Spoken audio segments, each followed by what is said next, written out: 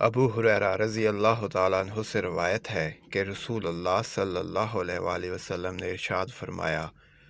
بندہ جب کوئی گناہ کرتا ہے تو اس کے دل میں ایک سیاہ نقطہ پڑ جاتا ہے،